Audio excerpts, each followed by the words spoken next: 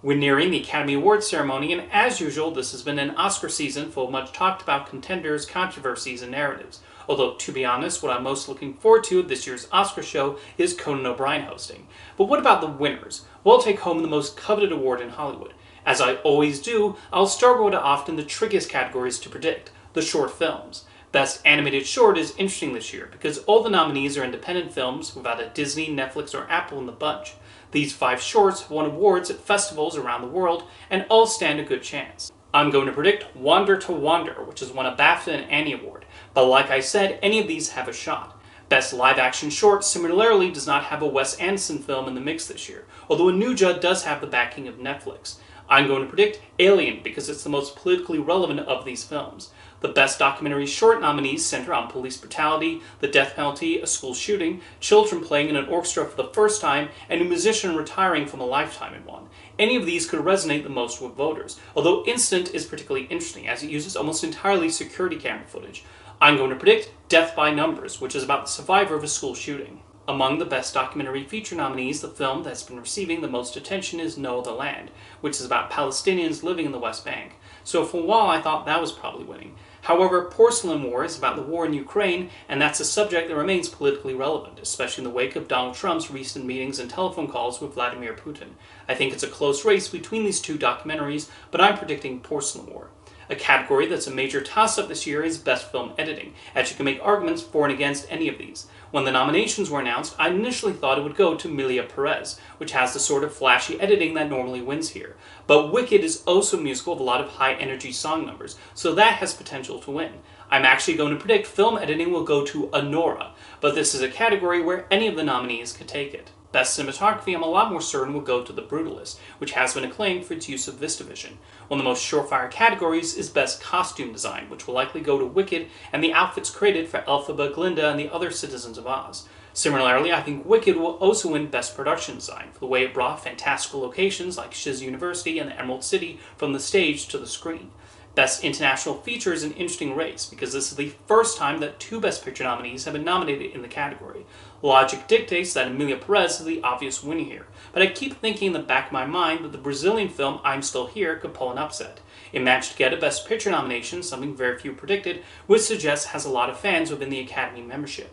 More voters probably also gave it a look after the nominations were announced, and I could see some switching their vote from Emilia Perez to I'm Still Here, whether because they ended up liking it more or because of recent controversies that are flared up with the former. Although we've also seen in the past that Twitter controversies can sometimes have little effect on a film's Oscar chances. I'm going to play it safe and predict Emilia Perez, but this is certainly a close race. I think Dune Part 2 will repeat what the first movie did and win Best Visual Effects. Best Sound has 3 musical nominees with Emilia Perez, A Complete Unknown, and Wicked, all of which are strong possibilities. However, I'm going with Dune Part 2 here, again repeating what the first movie did.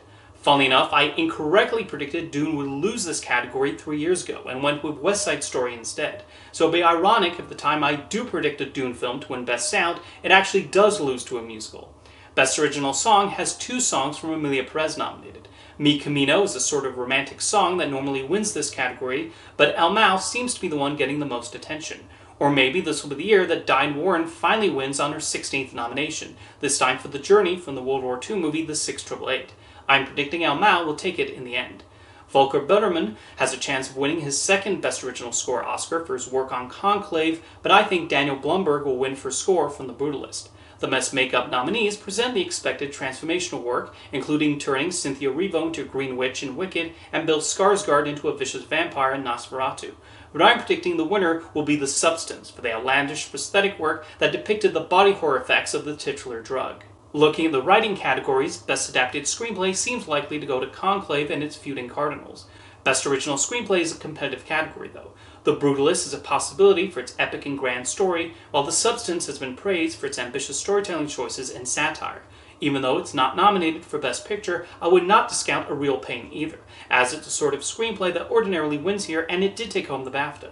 In the end, I'm going to say Anora will win Original Screenplay, but this is definitely one of the categories I'm most curious to see how it pans out. I'm predicting Best Animated Feature will go to The Wild Robot, which has been highly acclaimed, and its 2 additional nominations, including a surprise one in Best Sound, suggest it is very well liked by the Academy. Normally, with the acting categories, I find myself going off the Screen Actors Guild Awards, but for the first time since I've been doing this annual Oscar prediction video, they're being held after I upload this. So I'm going solely off of BAFTA, although it feels like these have been the frontrunners for a while. Ariana Grande has a chance in Best Supporting Actress for role as Glinda in Wicked. Zoe Saldana remains the favorite for Emilia Perez though, so I'm predicting her, despite it not actually being a supporting role, but that's a discussion for another day.